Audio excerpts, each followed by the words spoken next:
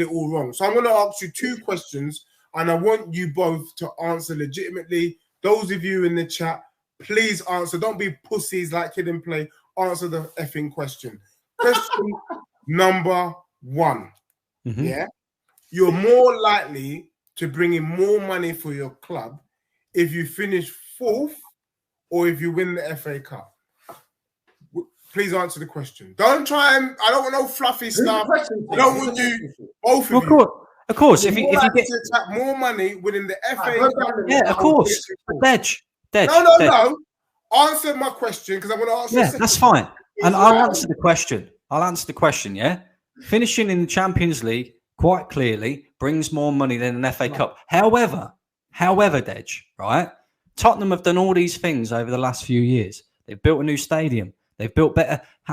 They've built better training facilities. They've hired serial winners in terms of managers, right? They're trying to tell the world that they are a big club. You cannot be a big club and not win a fucking trophy. Okay. You know what I mean? So let me ask you my second question.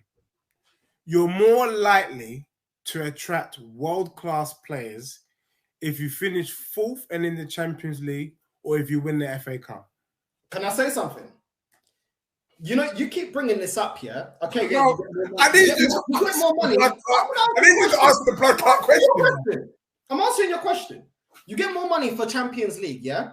Since you've been in the Champions League, what players have you bought that are Champions League level? No, we'll get to that, bro. Just answer. No, it's as simple as that. Because I told you this before.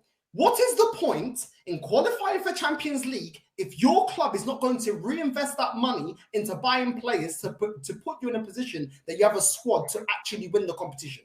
Right. Arsenal qualified for how many years? Over 20 years for the Champions League. And Tottenham, you know it's the truth as well with you. Like you spend even less money.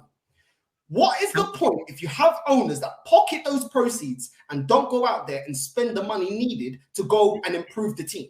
Because you might be going and buying players that are conference to Europa League level. Yeah, but you're qualifying for Champions League. At the end of the day, I don't care about just qualifying. I care about my club going out there and the ownership actually using those funds to support my team. I hear what you're saying. It is pointless. When Arsenal in the finals, it is embarrassing. When we got slapped up against Bayern Munich 8-2, it is embarrassing. Your club is even worse than my club. You don't spend the money. So it's all great saying, oh, what are we going to get if we qualify? I hear that, but don't use those. Which one is more likely to attract better players? Quickly answer that. Yeah, but not if you don't put a bid for it. Northside, what I don't like what you and Brandon are doing is this kind of, like coming out of the movie Goodfellas, isn't it? You man trying to pretend like you don't know what's going on. The truth is, when you man got into your stadium, you weren't spending money and you man struggled. Tottenham, you got to remember that we opened our new stadium in a pandemic. You man didn't go through that. Yeah? So we might not be at a level where we can start purchasing just yet because we're still trying to recover from a pandemic, my brother. You didn't do that before the pandemic. You didn't do that. I don't like this. Bro. Right. And when Arsenal was doing that, I was vexed. And I didn't know Brandon them times there because I didn't have my channel. I was vexed because at the end of the day, we had a £20 million mortgage that we were already paying off, qualifying for the Champions League and getting to the quarterfinals. And we weren't spending money that we clearly had.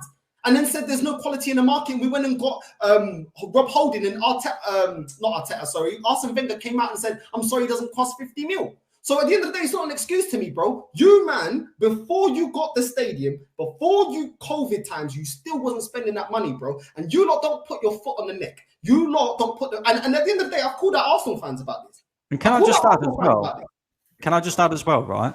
Don't make the same mistake that we did as Arsenal fans, right? And allow the football club to fool you, right? And I'm being genuinely serious here, right? Because as Northside said, we got fed the excuse that, the stadium and this, that, and the other, when it was clearly bullshit, right? And, we've got to be able to qualify for Champions League to pay the stadium, whatever, right? My point to you would be, yes, getting top 4, getting Champions League will attract better players than winning an FA Cup. I agree. However, I don't see Tottenham as the mould of team that is going to spend that sort of money on world-class players. Do you know what I mean? I would rather, and sit here and honestly, right, compare you to Liverpool, right? Look at how Liverpool did it, for example, right? When Sadio Mane joined Liverpool from Southampton, he wasn't a world-class player. Same with Virgil van Dijk. Same with Mohamed Salah. It's not about necessarily buying world-class players. It's about building a team that's sustainable and that can continue that on. You're seeing that at Arsenal now. Aaron Ramsdale, not world-class player before he joined Arsenal. In fact, most Arsenal fans didn't even want him. You know, Martinelli, a £5 million buy from Brazil. Saka coming through the youth academy. Granit Xhaka, you know, nobody wanted him here. He's all of a sudden turned into a player. Yes, we've got the likes of Thomas Partey, who most people would have said is a world-class player when we brought him. But it's not about buying world-class players willy-nilly. Do you know what I mean? You can do that with any team. You've got to build a team. And that's why I don't think it necessarily matters too much about qualifying for Champions League or not. It's about your owners, bro. But what I'm trying to say is that you, man, keep putting too much emphasis on the Mickey Mouse Cups. And I'm just trying to remind you and those people in the chat that this kind of bigging up the kind of weight, the kind of importance that you're trying to give to the Carabao Cup, to the FA Cup, that was in the 1800s. Let me ask you this though, Dej. It's not a big deal. You know, every week I will keep labouring this point. I know you will, right? But let me ask you this: if Tottenham, led by Harry Kane, had have won an FA Cup when, say, Harry Kane was 24, 25, and he was in the prime, leading your attack, do you think that would have inspired him and the other players that are still in your team now at that point in time to be able to push on and win you more trophies, because they've already had that taste for one trophy?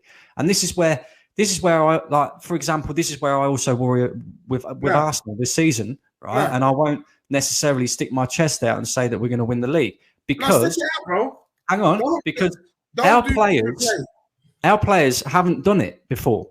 City's players, however, have been here before. They've done it. They've seen it. And this is what I'm saying to you.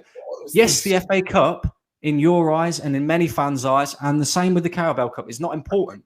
But what it is important for is creating a winning mentality within your players so that they can go on to win other trophies as well. Does that make sense? No. But, you know, Brandon, you in Northside, what are you, man, auditioning for ESPN?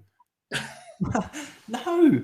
The Carabao Cup is good enough for Man City. I can't take this analysis. I can't take that. If the Carabao Cup is good enough for Man City, and Pep is probably arguably the best manager in the world, and he doesn't take that as a joke to breed that winning mentality, why is it not good enough for Tottenham? And if let me tell you something, bro. Let me tell you. You see, one thing I love about football is that the table don't lie, but the proof is in the pudding. And you can always tell how seriously a team takes a competition by the squad they put out. Now, you, man, got slapped up in the Carabao Cup. Mm-hmm. Were you slapped up because you were beaten legitimately, or did you not just disrespect the Carabao Cup competition? Because for me, you, man, didn't respect it. Yeah, then, you're right. Looking at your team against Oxford United was a disrespect to the competition, to the 152 years of FA Cup, because that team, when from time you're bringing on Rob Holding, you're not taking that game serious. So don't try and tell me to be serious about something you, man, ain't serious about. But the difference is though, Dej, is we've won the most FA Cups